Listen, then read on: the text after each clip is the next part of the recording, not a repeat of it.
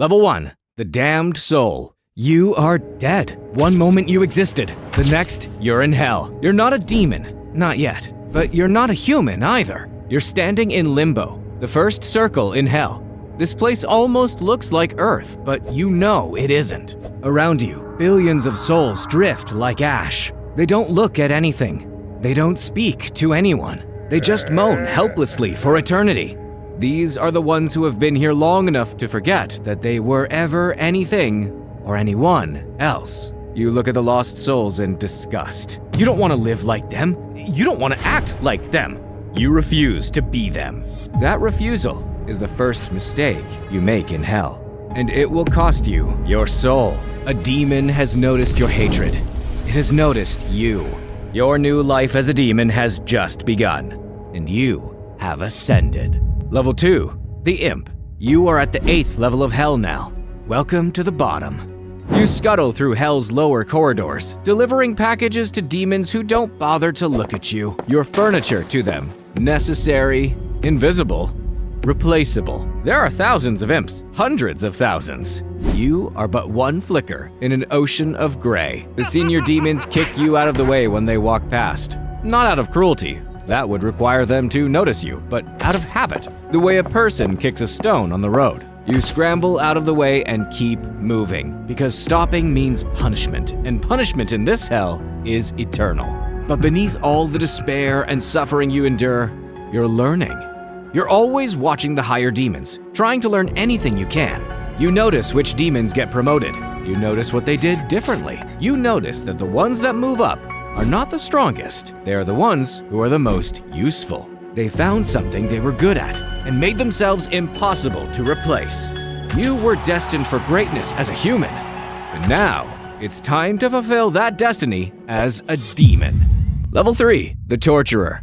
Your boss has been doing this since before Rome fell. He doesn't introduce himself. He hands you a hammer, points at a soul chained to a stone shelf, and says, "Begin." You are a craftsman now, and suffering is your art. The punishment you give always mirrors the sin. Your job is to maintain the integrity of the circles of hell. You're not cruel, you are just. You're given new souls every 24 hours. You're given their names, their age, and the crimes they committed. You are the administrator of hell's justice, and justice here is measured, methodical, and deeply personal. You study your souls before you begin. You learn what they loved, what they feared, what they were most proud of, and then you dismantle it. Precisely, surgically. You don't break people with pain alone. Pain gets boring, even to the person experiencing it. You break them with meaning. You make them feel the weight of every choice that led them here. You're not cruel. You're precise. You are professional. And somewhere in the depths of hell, you realize something that disturbs you less than it should. You're good at this. You are very, very good at this. A higher demon notices you. He says you're being promoted. You are becoming important in hell. Level 4, the Deceiver. You're standing on a street corner in New York. It's a Tuesday afternoon, and a woman is sitting on a bench eating a sandwich. She has absolutely no idea you're there. You've left hell. That took a long time to earn. Most demons never do. They spend eternity underground, never knowing that the real work happens up here, in the light, among the living. This is where the souls are made. This is where the choices happen. And this is where you come in. Your job is corruption at the individual level, one person at a time. The woman sitting on the bench, her name is Karen, and she's 34. She has a husband who travels for work, and she feels lonely without him. You've been watching her for 3 weeks. You don't whisper from the shadows. That's amateur's work. You take a human shape, and you sit beside her on the bench. You say something small and kind. You become her best friend, her companion on runs, and eventually the voice on the other end of the late-night phone call when she's feeling lonely.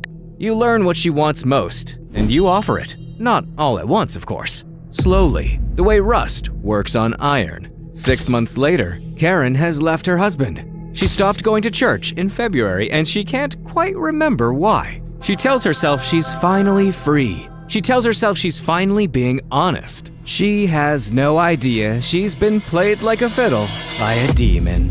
And you're already scouting for your next victim. Level 5, the Corruptor.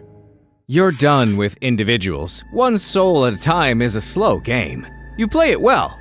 You were excellent at it. But the ceiling was too low. There's a difference between pulling one person into the dark and pulling the light out of an entire city. Now, you work at scale. You are embedded in the US government, an advisor, a consultant, a voice in the right ear at the right moment. You don't create laws. You don't need to. You just make sure that the person who makes the law is corrupt enough, frightened enough, and compromised enough to write it badly. You've been inside the government for 11 years now. In that time, you've watched genuine people arrive with good intentions and leave sad and crushed. And you've helped that process along at every stage. A leaked document here, a poisoned friendship there, a scandal timed perfectly to destroy the one man who might have fixed something. The problems you quietly engineered in the government will take 20 years to fully detonate. You won't be there to see it though. You don't need to be. The rot is already in the wood, and the whole house will crumble. This is what power feels like at this level of demon. Not fire, not force, but patience. You are a gardener of ruin, and your gardens take centuries to bloom. And then you receive the call. You're going back to hell, but not for punishment, for promotion. Level 6, the Circle Warden. You govern the 4th circle in hell now. Thousands of souls stretch in every direction. Greed in all of its form, howling and churning in the dark. This is your territory, your kingdom. You are judge, jailer, and executioner. There are no appeals, there is no review, and your word is the law. You have a court. Lesser demons bring you cases. A soul claims it was wrongly punished. A torturer requests permission to escalate suffering. 2 imp factions are fighting over a corridor in the Eastern Bloc, and someone has to settle it. You are also responsible for keeping the levels of hell working. The circle must function. The suffering must be continuous and properly calibrated. Too much, and the soul breaks entirely, which is wasteful. Too little, and the justice becomes symbolic, which is not justice at all. You monitor the work of your torturers the way a factory manager checks output. You walk the circles, you interrogate the demons, and you review the suffering. You run the 4th circle perfectly. Every metric, every quota, every soul accounted for. And as you sit on your throne, you can't stop thinking about the levels below you. The depths of hell are going to be conquered by you. Level 7, the Infernal Duke. Demons of all shapes and sizes kneel when you enter a room, not out of respect, but for survival. You command 11 legions, thousands of demons strong. The oldest among them have been fighting since before most of the world's nations existed. They are ancient, dangerous, and they kneel to you. You have a seat in Hell's lower court. You hold territory across 3 circles in Hell. You have fought in multiple wars between the noble demon houses and crushed anyone who stood in your way. Your court operates like a medieval kingdom. Lesser demons ask you for resources, rank, and territory. You grant favors and collect your payment later on. You are not the oldest demon in your rank, though. There are dukes who have held territory for millennia, but you are the most efficient. And efficiency in Hell is a currency that outpaces age. But trouble is looming. The war with heaven is escalating. Angels are pushing harder. The balance is shifting. The princes of Hell call a council. All the dukes are summoned. Prince Asmodeus speaks. We need innovation. Someone who thinks differently. You step forward. You say, I have an idea. Level 8, the Architect of Sin. This is a job you didn't know existed.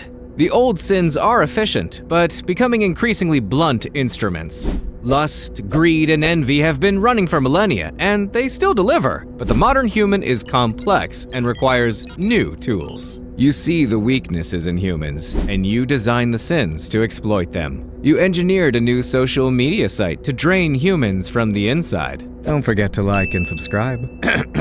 You bring out the worst in them as they stare at their screen for hours at a time, numbing their conscience, dumbing their brain, and eroding their beliefs. You have 3 more in development. You never touch a soul directly, but you shape the conditions that touch millions. The Dukes of Hell consult you regularly. They bring you weakness in humans and you give them new sins. You are quietly becoming one of the most powerful beings in hell. You present your work to the princes and they are pleased.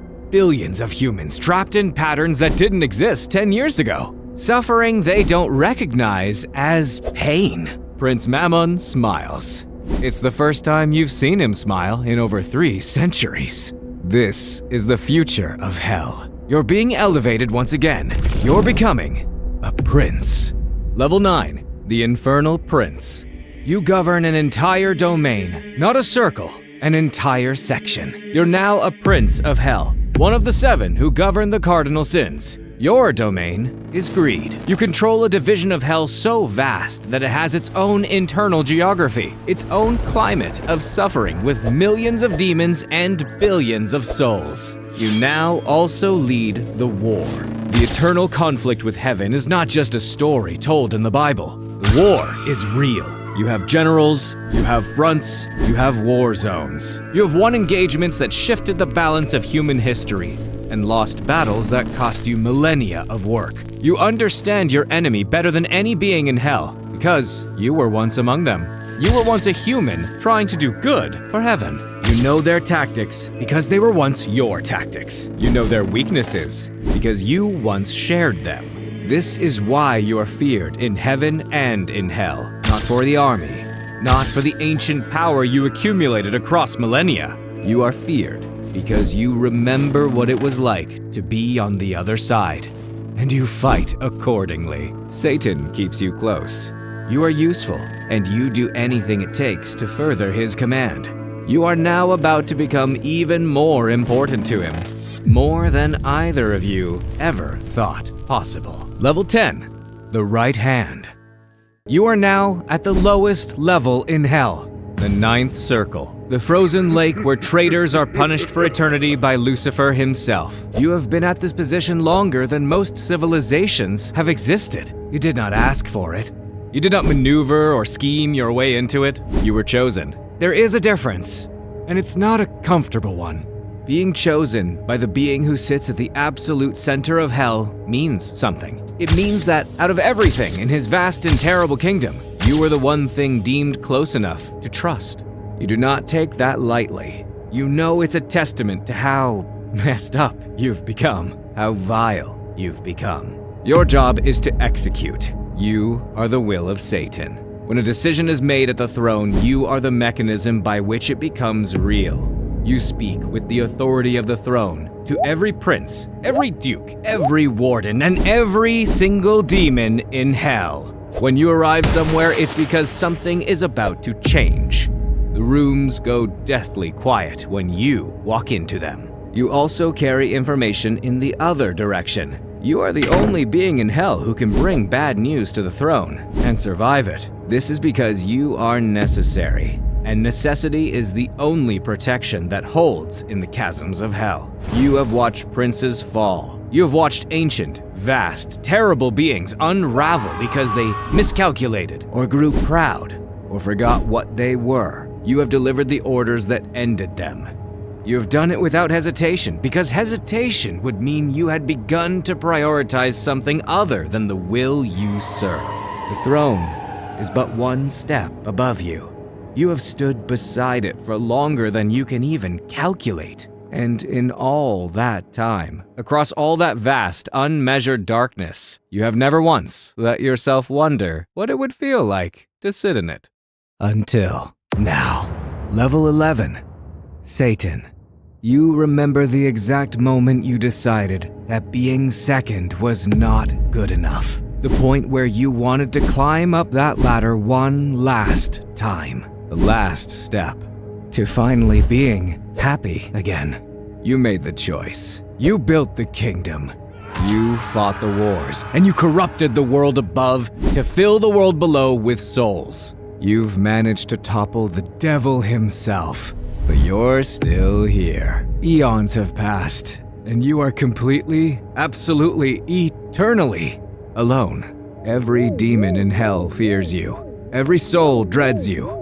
Every being across every plane of existence knows your name, and you have more power than anything that has ever lived, but you cannot leave. You cannot rest, you cannot live, and you cannot love. This is the life you've built for yourself. This is the throne you wanted, and this is all that you will ever be.